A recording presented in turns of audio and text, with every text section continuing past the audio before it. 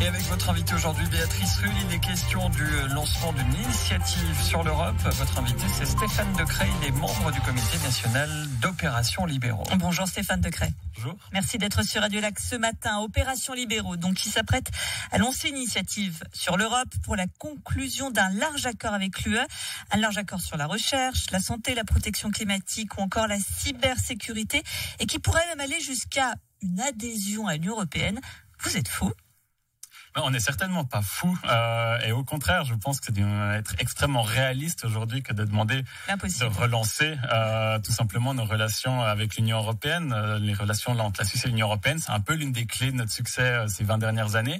Ces relations aujourd'hui, elles sont dans une impasse à la suite de l'abandon de l'accord cadre.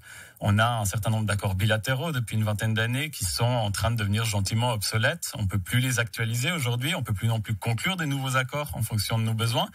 Et on peut plus conclure des nouveaux accords tant qu'on n'aura pas trouvé une solution institutionnelle qui permette d'encadrer ces relations entre la Suisse et l'Union européenne. L'accord cadre devait avoir pour objectif de trouver cette solution institutionnelle. L'accord cadre a été abandonné en rase campagne et de manière unilatérale par le Conseil fédéral sans même consulter le Parlement. Et aujourd'hui, la situation est celle d'une impasse et celle d'un blocage. Et on se doit de trouver une solution parce qu'on est en réalité face à l'un des problèmes les plus sérieux auxquels la Suisse doit faire face pour tout simplement son avenir. Une initiative pour forcer le Conseil fédéral et les partis gouvernementaux à sortir de l'impasse européenne. Le Conseil fédéral n'a donc pas été à la hauteur sur cette question. Le Conseil fédéral a négocié pendant 10 ans un accord qui était l'accord cadre, mais cet accord, il a même pas cherché réellement à le défendre, il a même pas cherché à le proposer au Parlement, il a pas cherché à en faire la promotion. Dont on se rend compte aujourd'hui, c'est que les partis gouvernementaux ont finalement évité le sujet, ont évité le débat sur le dossier européen. Et ce débat est devenu un tabou. Mais simplement, quand on évite le problème, on ne résout pas les problèmes. Aujourd'hui, on se retrouve face à un mur, au pied du mur, dans une impasse. Et penser aujourd'hui à l'avenir du pays, c'est penser à l'avenir de nos relations avec l'Union européenne. Et c'est relancer le débat, réouvrir le débat, trouver des nouvelles solutions. Et c'est ce qu'on cherche à faire avec ce projet d'initiative qu'on lance aujourd'hui avec les Verts. On va juste préciser que Conseiller fédéral Ignazio Cassis sera à Bruxelles le 15 novembre prochain pour y rencontrer le nouvel interlocuteur de l'Union européenne, parce qu'il n'y a aussi pas de chance, si je puis dire, on change d'interlocuteur, ce qui n'est jamais simple. Votre initiative sur l'Europe doit permettre, je le cite, un débat de principe sur la place de la Suisse en Europe et dans un monde globalisé. C'est quoi la place de la Suisse finalement ?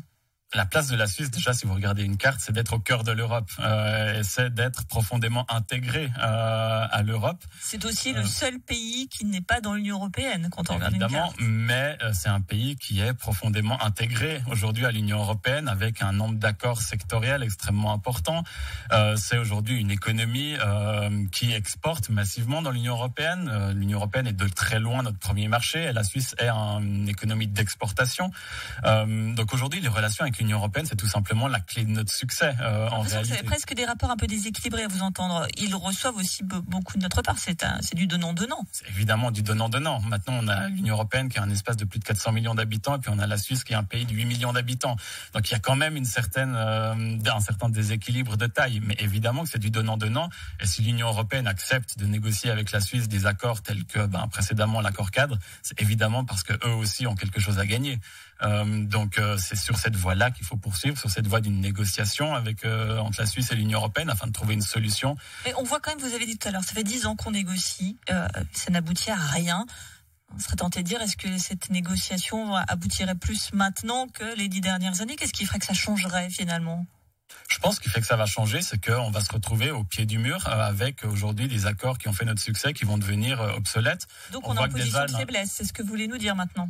On va se retrouver dans une position de faiblesse si on n'agit pas rapidement. On voit aujourd'hui que les universités suisses, qui sont parmi les meilleures d'Europe, se retrouvent exclues des programmes européens de recherche, exclues des financements aussi européens en matière de recherche, que aujourd'hui l'industrie des technologies médicales ne peut plus exporter sans barrière au sein de l'Union européenne, que d'autres secteurs économiques bientôt seront concernés par les mêmes problèmes.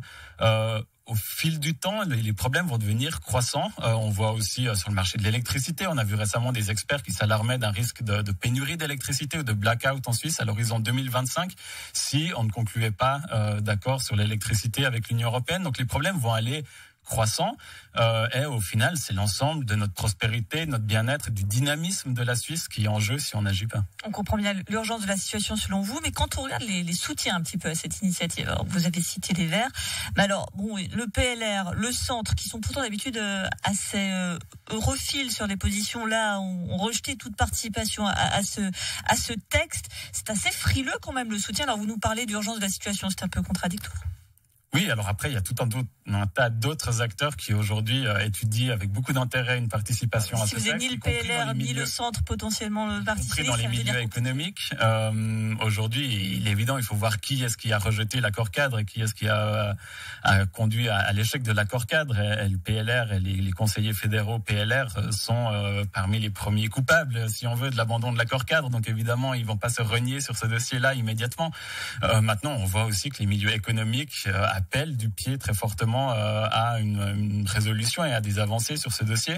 On a aujourd'hui des contacts extrêmement constructifs avec plusieurs organisations économiques avec ce projet d'initiative et on est conscient et convaincu que d'une part, une majorité de la population suisse souhaite poursuivre des relations stables et durables avec l'Union européenne et d'autre part qu'un très grand nombre de secteurs économiques mais aussi de la société civile en Suisse a besoin de ces relations stables et durables avec l'Union européenne et que c'est sur cette base-là qu'on va pouvoir ouvrir un nouveau débat et trouver des nouvelles solutions. Sujet à suivre donc avec le lancement de cette initiative sur l'Europe d'Opération Libéraux. Merci beaucoup Stéphane Decrey. Je rappelle que vous êtes membre du Comité national d'Opération Libéraux. Merci d'avoir été sur Radio Lac. Merci à vous.